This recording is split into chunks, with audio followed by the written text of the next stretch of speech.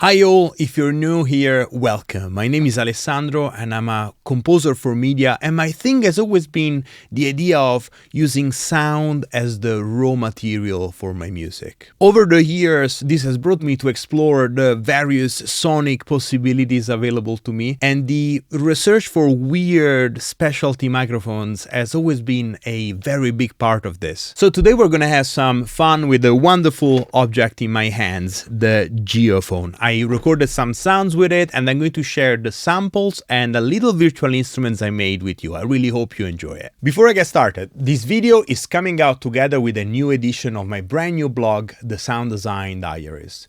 You may want to read the associated article to learn more about the Geophone. You can read the Sound Design Diaries both on my website at alessandromastroianni.com/blog or on LinkedIn when it is available as a newsletter. You find all the links in the description of this video. Make sure you subscribe to be notified when a new issue is published. Let's get started. The Geophone is a device that converts ground vibration into electrical signals, and it is typically used to measure seismic activities. This specific one has been adjusted for field recording purposes, which means that it has an XLR out, which is very cool and extremely handy.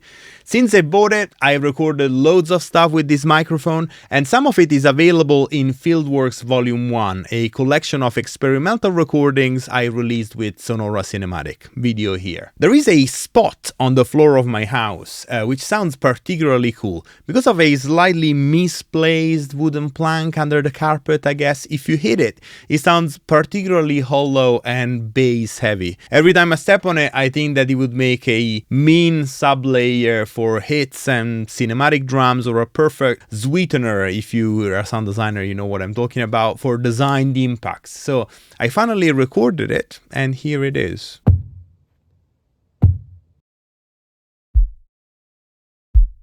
I grabbed really quite a lot of round robins for this. I have them all edited in my session. It's 32 of them. This should give me plenty of variations, which I always like when I'm dealing with percussive stuff. The only post-processing I did to the raw recordings was getting rid of these resonance around 250 Hz. This is something I've really learned using the Geophone. Since the microphone is constantly touching the surface you're hitting, it is very common to create resonances that are quite often unpleasant. You just need to treat them in post. Other than that, I really like this. It sounds simple, but it is going to be extremely useful. I'll show you how in a second. As you can tell from the look of my session, I've had quite a bit of fun with this. I passed it through outboard, guitar pedals, reversers, spectral processors, interesting plugins until I had enough samples to build a little virtual instrument, and here it is. I call this SubMate because it's going to help me enhance the ultra low part of the frequency spectrum, but some of these patches sound great just as a standalone kick drums.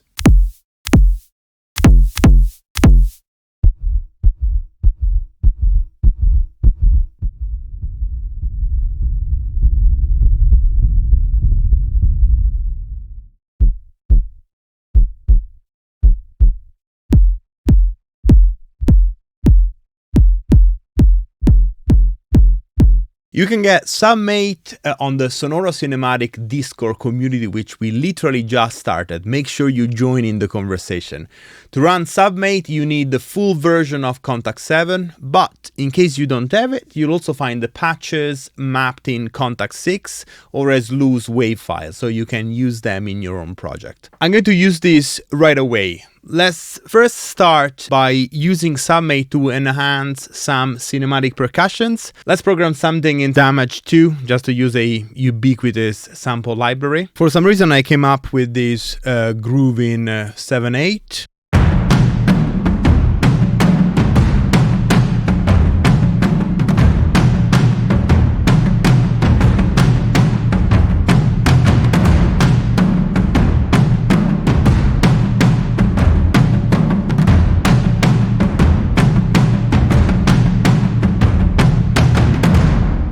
Armageddon Ensemble, ever heard of that one?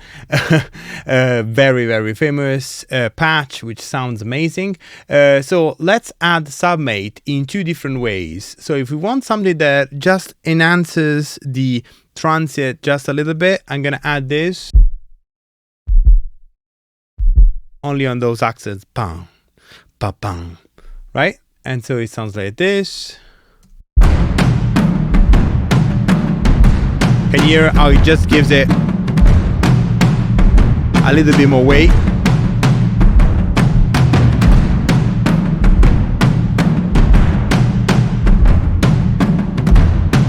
And if we really want to add a sharper attack, one that sounds very good is tubed.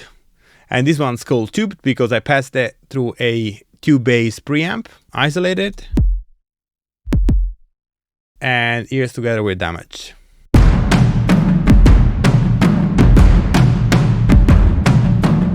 I can blend it into taste.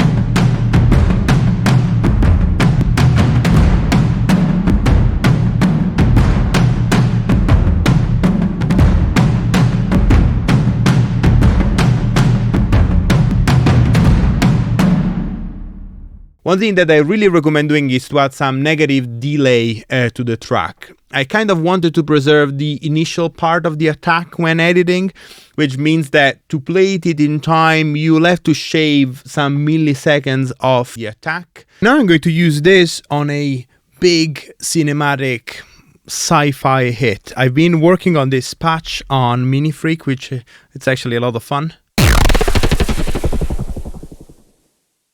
It's kind of massive. I've been listening a lot to the sound design in the Doom series of video games soundtracks, so this is clearly influenced by that. It sounds cool, it's very synthetic. I think it lacks a bit of a sharper attack, so let's use SubMate to add exactly that. I'm going to use an instance of the smacker.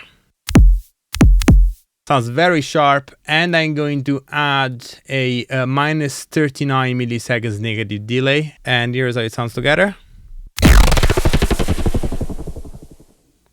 Now I can add a couple of whooshes from my collection, and here's how it sounds.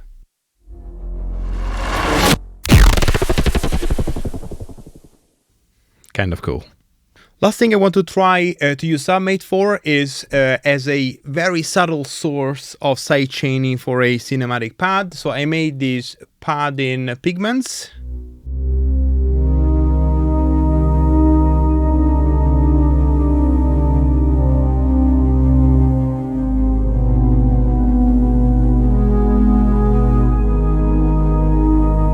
I'm gonna try and record something like this.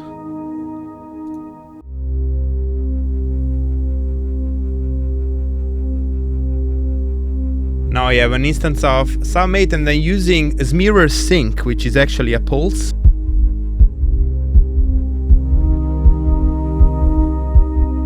So I'm just gonna add a very long note of this. Let's loop this.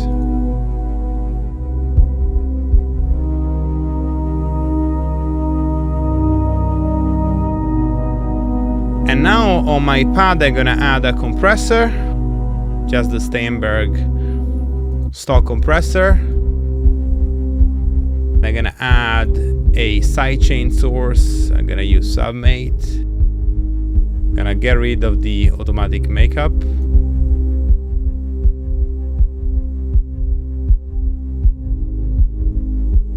And I add this subtle cinematic pulse.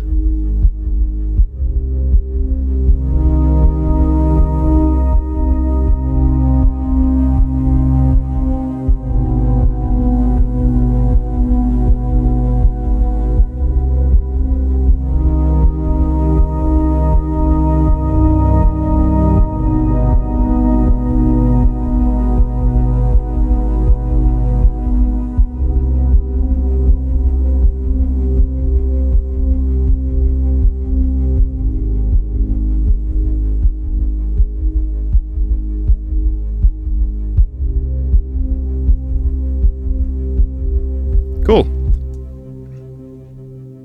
SubMate actually ends up being pretty versatile. I've been using it on a bunch of different projects, and I hope you will too. Thank you so much for watching. Please consider subscribing if you want to support the channel, and I'll see you next time.